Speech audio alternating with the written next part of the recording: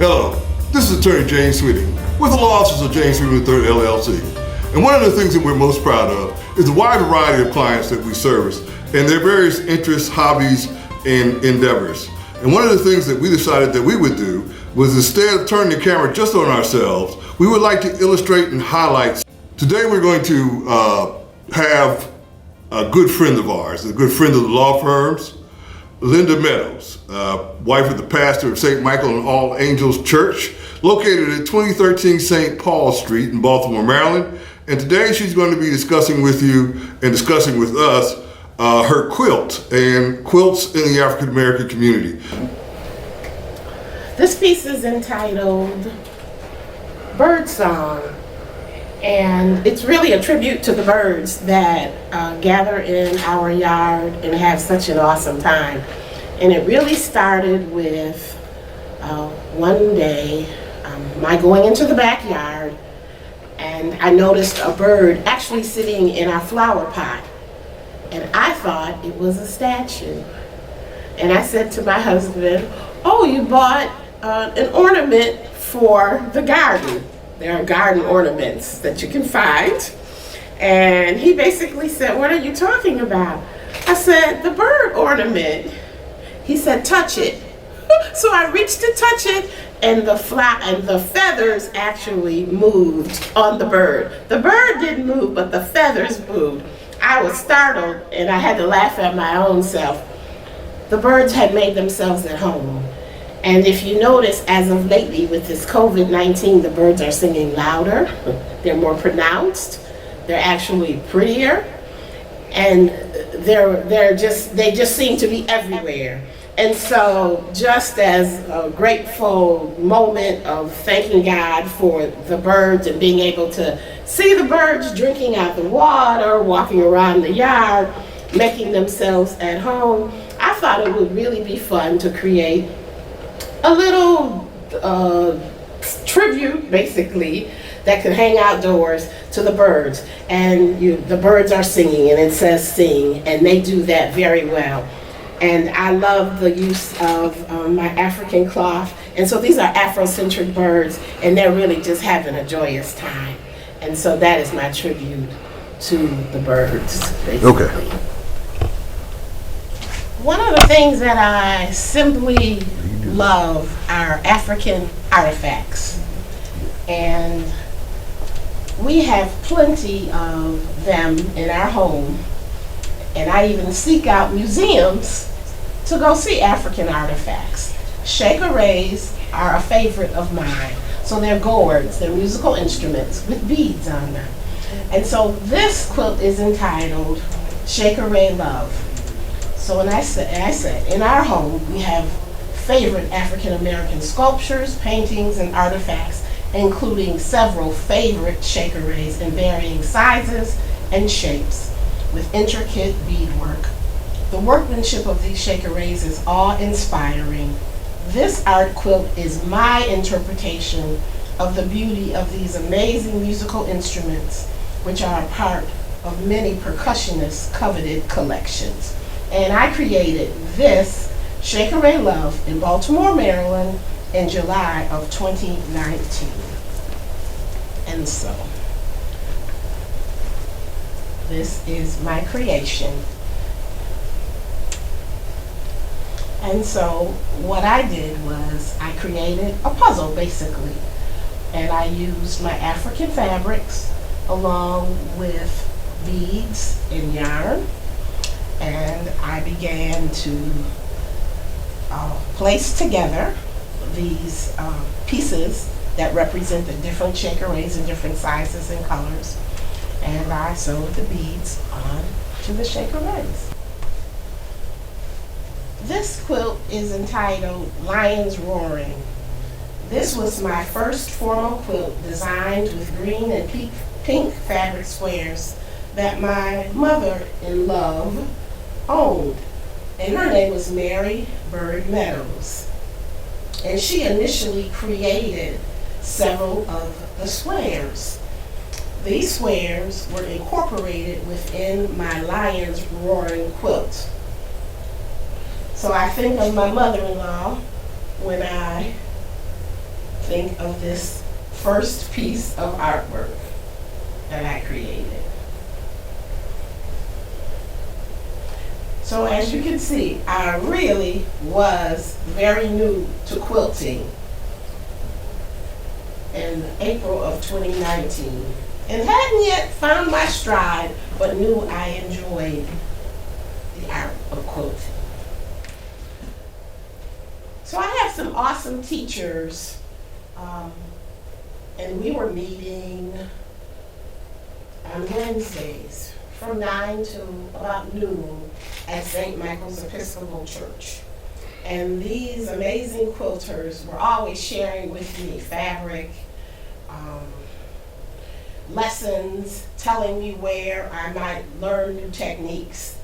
And what I found really intriguing was something called jelly rolls. So they're strips of long fabric.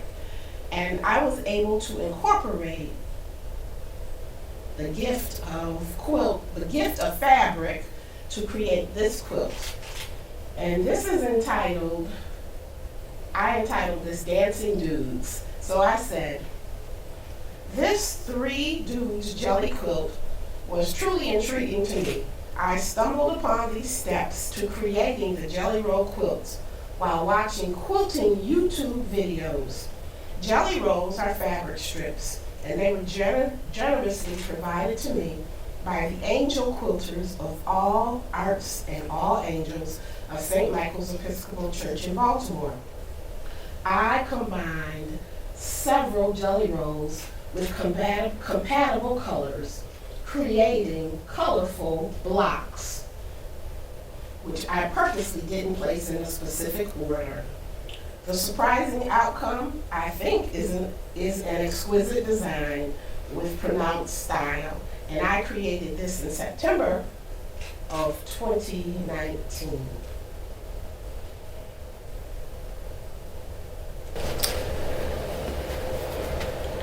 This is a tribute to my beloved grandparents. My grandfather, his friends called him Sweetie. And my grandmother, they called her Babe Ruth. Or remember the candy bar Baby Ruth? Well, they're 2 sweethearts. And I just wanted to pay homage to their love and their foundation of love. So here is the church. Here is the tree, which is kind of symbolic of the shape of Africa, our homeland. My grandparents, I have a favorite black and white photo of them standing in front of this automobile. But the little girl that's in the car, she didn't exist in the photo, and that's me. And I just think so fondly of my grandparents, who were extremely loving and kind to me, and just did awesome things to promote our loving family, knowing family, having great faith, and just believing in the Lord. So this is a tribute to Ruth and Ellsworth, and I will read it to you, what I've written. It's a little lengthy, and it says, this is Quilted with Love. And it says, Quilted with Love is a tribute to my late maternal grandparents, Calvin Ellsworth Jackson and Evelyn Ruth Jackson, whom I simply adore. Countless childhood summers in Washington, D.C. were spent with cousins from Fort Worth, Texas, and my brothers and I from Buffalo, New York. Visits with our grandparents included family reunions, travels to Rockville, and Sundays piling into Grandpa's compact Valiant. And off we'd go to the now historic grounds of Pleasant View in Gaithersburg, Maryland. This scenic home place contains Pleasant View's United Methodist Church, the former Quince Orchard School for Colored Children, and family cemetery. It was not until my college years at Howard University from 1975 to 1979, I learned that my grandparents' close circle of loved ones fondly referred to them as Sweetie and Babe Ruth. I would love hearing their endearing names when our granny and grandpa were in the company of their lively, fun-loving siblings and or rambunctious adult friends. Granny and grandpa truly were my sweethearts and confidants. From my formative years through their senior years, they were available and accessible. I enjoyed college, but treasured spending most weekends with them and invited my close friends to come along also. It was our welcoming home away from home. I learned so much about love in action by observing them. Grandpop and I would travel on Sundays after church service to visit his childhood buddies, and always his first cousin, Irene Brannison. There we'd eat homemade fruit jams and warm yeast rolls, taste peach and dandelion wine and enthusiastically cherish family time well spent. He called it going up the country. After those great treks, I'd happily be the designated driver. There was so much laughter and sharing of family stories that you had to have been present to really understand the rich gift of those loving family stories that would have moments. At the conclusion of those visits, I'd be presented with several treasured keepsakes and family photos. My quilt creation is inspired from a favorite black and white photo probably taken during a family reunion in the 1930s. My grandmother was a jewel also. You never left her presence empty-handed. She was always sharing some token of love. Fragrant Avon items, bags of groceries for me and my friends when returning to campus, leftovers from wonderfully home-cooked meals, tin cans of baked goodies, coins for laundry, and always she was generous with her expectations on the behaviors that she desired of us while never withholding compliments, smiles, and kisses on the cheek. And it goes on, but they live on in my heart. So this is my final quilt. And being a new quilter, I am just enthusiastic about having a thought and then trying to create. So this one is called HBCU Love, and I have great love for HBCUs. So this is what it says. It says, "This love I have for HBCUs, historic black colleges and universities, runs deep. I, my family, and many of my friends and their loved ones are graduates of HBCUs.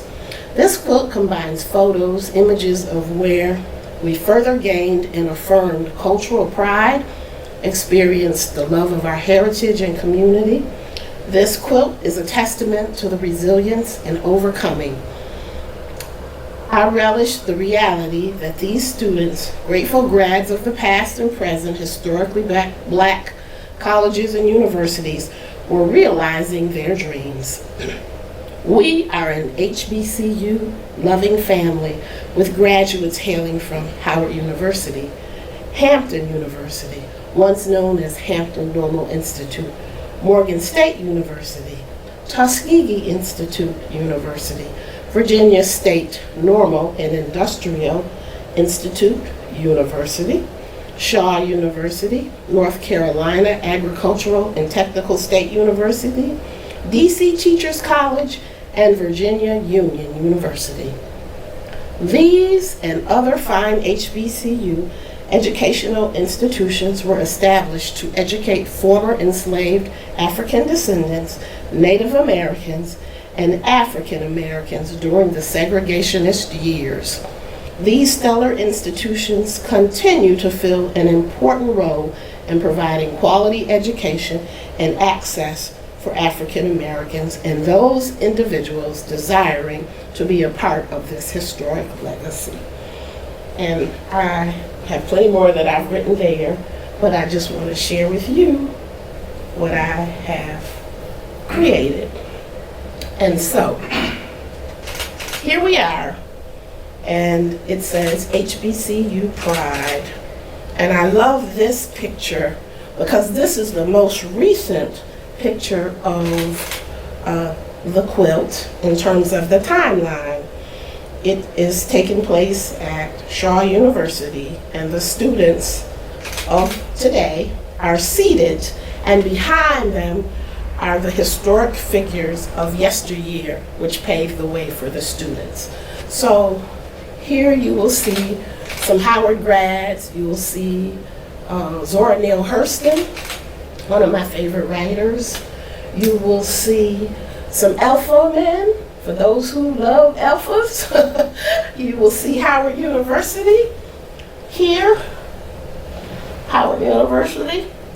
My husband's grandfather, which was a Tuskegee grad. Here's his class picture. And here is his picture, Vanless Bird.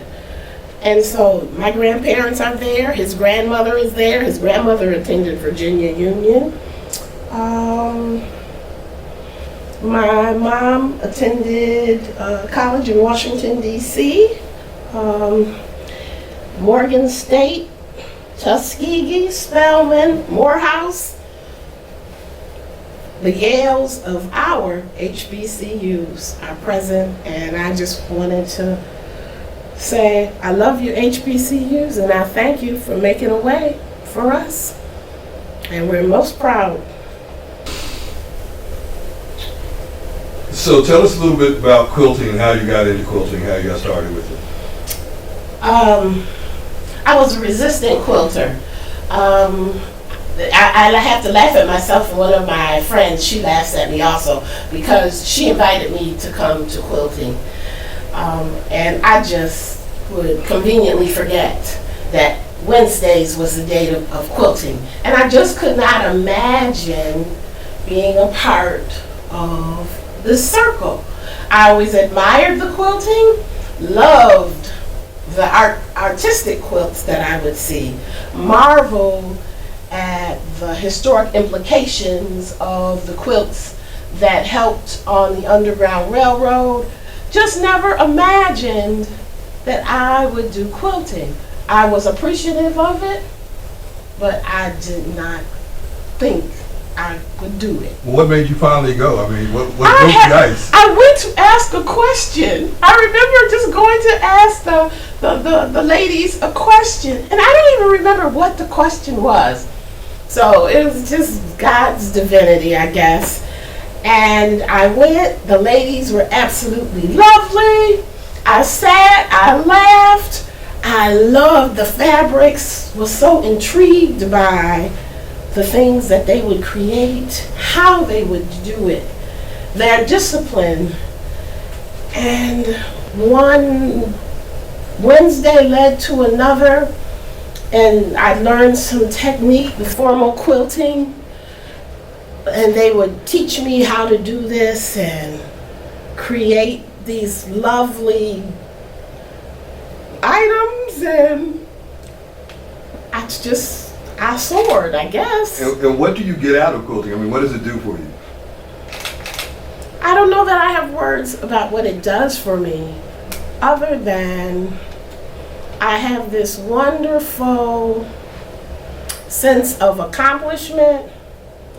I have created something that I conceived in my mind, sat and wondered how I could convey the appreciation that I might have for family, history, heritage.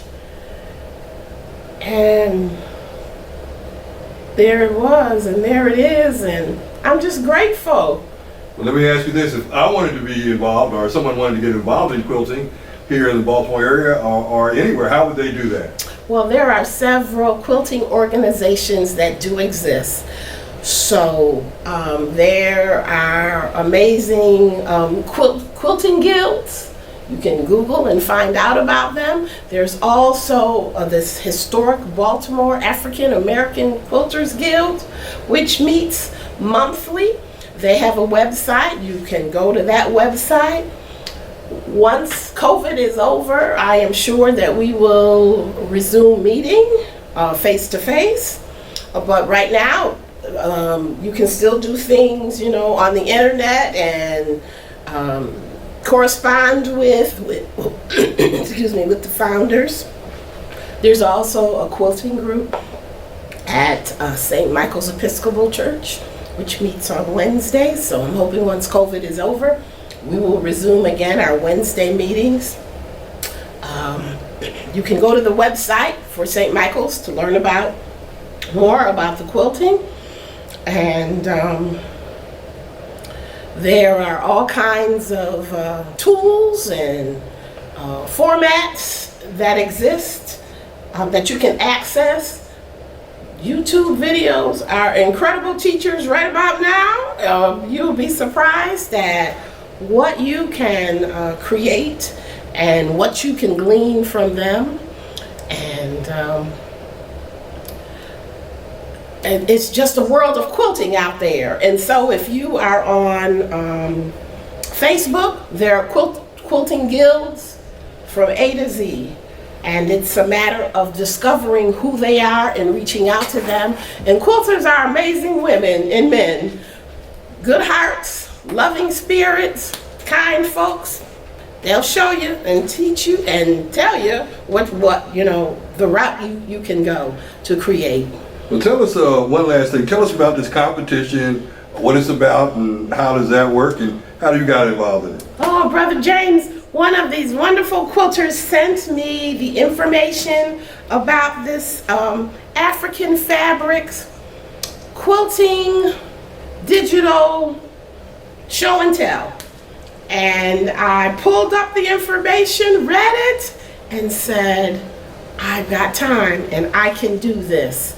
And so I am going to submit my information by July 1st, and I'm very excited about it.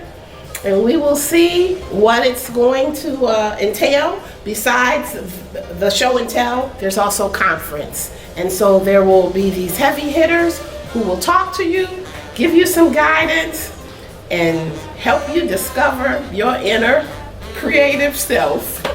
All right, well, thank you so much for coming and showing us your quilts and being involved, and good luck with the competition. Thank you, I'm excited. All right. And we hope to continue this series and provide you some information about not only the clients and the people that we represent and come into contact with, but we assist, but information about things that are going on in the community and how you can be of service and be of help. So, thank you again. Have a good day. This is your activist attorney, Attorney James Sweeting III.